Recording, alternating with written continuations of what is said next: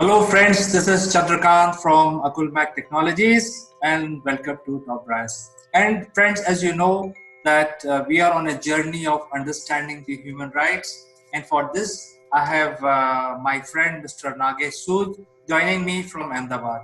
Nagesh, welcome to Top Brass. Hi, CK. Thank you very much for inviting me over. It is our pleasure, and for the benefit of viewers who are tuning in for the first time, let me introduce Nagesh very briefly. Nagesh is a very senior advocate practicing in Ahmedabad High Court and also very well known human rights activist across India. And today we would like to discuss about right to assembly. And it is something which is very sort of ignored, but many people don't know what is the law around assembling into sort of a forum. So I think we will hear from Nagesh next. Yes, CK, today we are going to talk about freedom of peaceful assembly. Now, it is sometimes used interchangeably with the freedom of association. Actually, it is an individual right or ability of people to come together and collectively express, promote, pursue, and defend their collective or shared ideas. The right to freedom of association is recognized as a human right, a political right, and a civil liberty. The term freedom of assembly and freedom of association may be used to distinguish between the freedom to assemble in public places and the freedom to join an association. Freedom of assembly is often used in the context of the right to protest, while freedom of association is used in the context of labor rights, and in the Constitution of India, it is interpreted to mean both the freedom to assemble and the freedom to join an association. Continuous existence will be troublesome if a man detaches himself or stays disconnected and totally separate from the people residing in the society and also from their actions and activities. So the necessity compels man to live together and form relationships with other individuals. He will find himself incapable to satisfy his day to day needs and other necessities if he restrains from interaction and networking. So he will be remaining and unsatiated if he does not have the cooperation and coordination of his fellow beings. So it is very important that a man involves in some kind of a group or association or a club, etc., which would assist him in communication with the others as well as help in self awareness. So the participation in different organizations or groups will aid any individual in keeping himself updated and informed with regard to the daily happenings and instances occurring in the society. So when we talk of this right of individuals under the Constitution of India, the right of freedom of assembly as well as the right to form an association is enshrined in the Constitution of India in Article 19(1)(c), which guarantees to all its citizens the right to form associations or unions or cooperative societies. Under Clause 4 of Article 19, however, the state may, by law, impose reasonable restrictions on this right in the interest of public order or morality or the sovereignty and integrity of India. Now, the grounds on which this freedom gets restricted is sovereignty and integrity of India, that is to safeguard the sovereignty of the country. The freedom to form association can be restricted.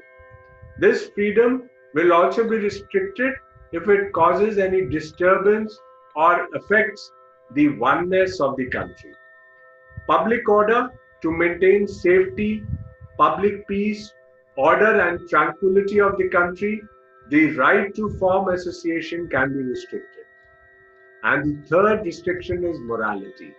This freedom can be restricted if any of the individual's activities involve indecency or obscenity.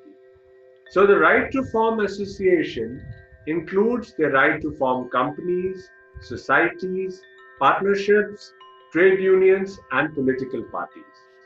This right is guaranteed is not merely the right to form association, but also to continue with association as such. The freedom to form an association implies also the freedom to form or not to form, to join or not to join an association or union. I would give an example of a case which is Damayanti versus Union of India, in which validity of Hindi Sahitya Sammelan Act 1962 was challenged as violative of Article 19(1)(c). What had happened that the challenge was made by one of the member of the association, saying that the act has changed the composition of the association and has introduced new members into the association. As a result of this alteration was that members who voluntarily formed the association in the beginning were compelled to act in association with other members in whose admission they had no say. So the Supreme Court finally held that this act was violative of the rights of original members of the society to form an association guaranteed under Article 19(1)(c) of the Constitution of India. Now, if we talk about right of association in armed forces, one of the cases is OK Nair versus Union of India, wherein the question arose whether civilian employees designated as non-combats, such as cooks, chowkidars, laskars, barbers, mechanics, bootmakers, tailors, etc., who were attached to defense establishment and were non-combating, whether they had the right to form an association or unions. Now, the Supreme Court in this case held that these arms, which were part of the armed forces, were part and parcel of the defense establishments and would be again the members of armed forces within the meaning of Article 33, and therefore they were not entitled to form trade unions. It is their duty to follow or accompany the armed personnel on active service or in camp or on march. Although they are non-combatants and in some matters governed by civil service rules, yet they are integral to armed forces, and consequently under Army Act, the central government was competent to make rules restricting or curtailing their fundamental rights under Article 19(1)(c).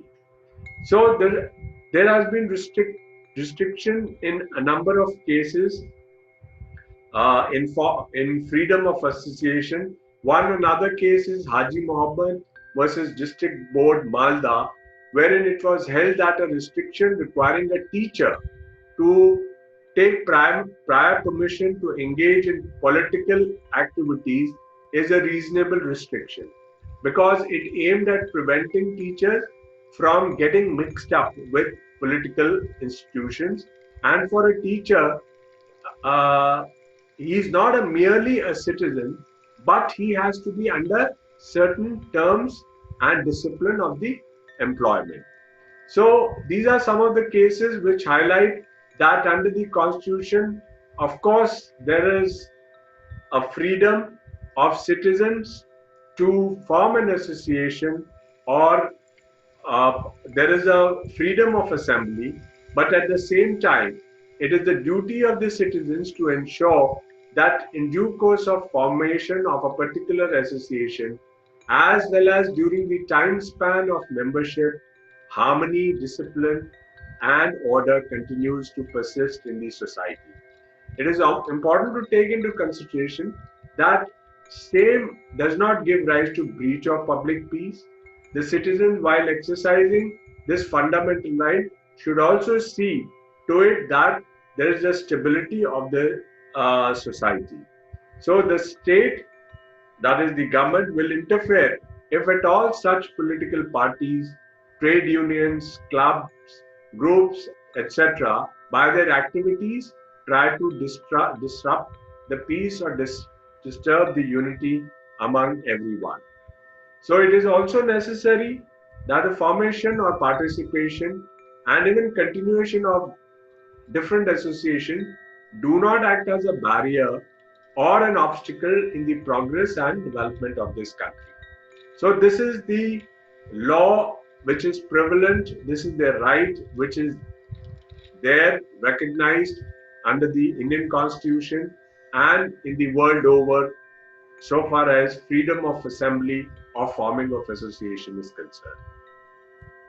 So this is great information, Nagesh. In fact, it looks like, as a layman to me, that this is a baselining right which gives, or ensures freedom to everybody living in India, and also ensures that this freedom should not be misunderstood when it comes to extraordinary situation which is related to the country and certain occupation. It should not be misunderstood that you have the right to assemble at your whims and fancies. So I think it's a very good information that you have given.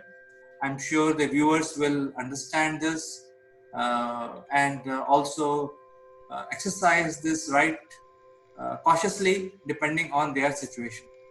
You would like to add some closing remarks?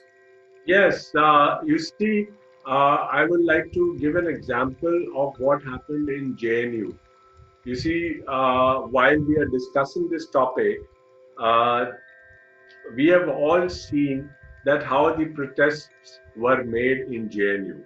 Now, after knowing about this right of assembly and forming an association, when there are certain restrictions which can be imposed by the government, we have to see whether there is uh, any morality which is questionable, whether the protest affects the environment, the tranquility or the peace, and what is the agenda of the association. So, in all, when there are restrictions which can be imposed by the government has to see whether this sovereignty and integrity of India is in danger or not. Now, in JNU protest, of course, the restriction which has been imposed or restriction which the government has sought to invoke is that there were certain slogans which were being made by the students, uh, which is like this, kind of calling for disintegration of the country. And it was also affecting the sovereignty and integrity of India. So that is how, this was one of the ground on which the restrictions were imposed by the government while the students were making protest in JNU. So, the understanding and the right always have restrictions which has to be checked, that whether there is a public order or public peace is being violated, or if there is immorality uh, present in that kind of association or assembly, or there is a breach of sovereignty and integrity of India. So that is all which I want to add. uh, so far as the right to assembly and right to form an association is concerned. Thank you very much. Thank you, Nagesh. I think this is a very informative session we had today. And many people may not even know what are their rights and what are the duties and what are the cautions they have to use while, you know, just assuming their rights. So I think this is very good information. We will meet again tomorrow, Nagesh. And until then, I say goodbye to you. Thank you very much. It was pleasure being with you. Bye bye. Take care. Bye bye.